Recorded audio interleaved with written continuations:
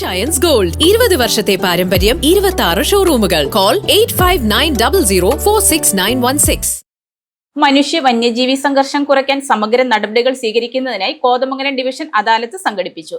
മനുഷ്യ വന്യജീവി സംഘർഷം രൂക്ഷമായ പഞ്ചായത്തുകളിലും നഗരസഭാ പ്രദേശങ്ങളിലും നിലവിലുള്ള പ്രശ്നങ്ങൾക്ക് പരമാവധി പരിഹാരം കാണുന്നതിനുള്ള പ്രത്യേക പ്രവർത്തന പദ്ധതികൾ നടപ്പിലാക്കും.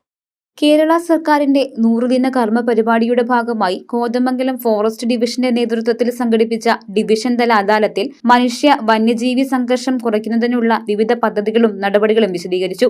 കോതമംഗലം ഫോറസ്റ്റ് ഡിവിഷനിലെ പ്രധാന മനുഷ്യ വന്യജീവി സംഘർഷ മേഖലകൾ, കഴിഞ്ഞ 10 വർഷത്തിനിടെയുണ്ടായ സംഘർഷങ്ങളുടെ തോത്, മരണനിരക്ക് എന്നിവ യോഗത്തിൽ വിശദമായി വിലയിരുത്തി. അദാലത്ത് ഷിബു തെക്കുംപുറം MLA ഉദ്ഘാടനം ചെയ്തു.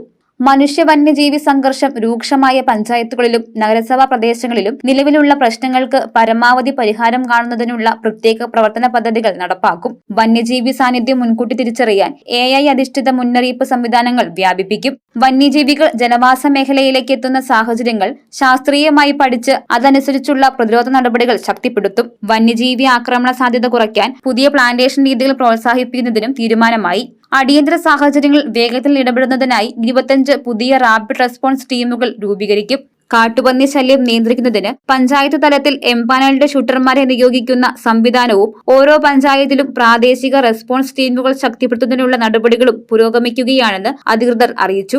High range circle chief conservator of forest DK Vinod Kumar IFS അധ്യക്ഷത വഹിച്ച യോഗത്തിൽ Kothamangalam division forest officer Sooraj Ben KR, Thodupuzha range forest officer Manu K Nair, ജനപ്രതിനിധികൾ, വനവകുപ്പ് ഉദ്യോഗസ്ഥർ, വിവിധ വകുപ്പ് പ്രതിനിധികൾ, പൊതുജനങ്ങൾ തുടങ്ങിയവർ പങ്കെടുത്തു.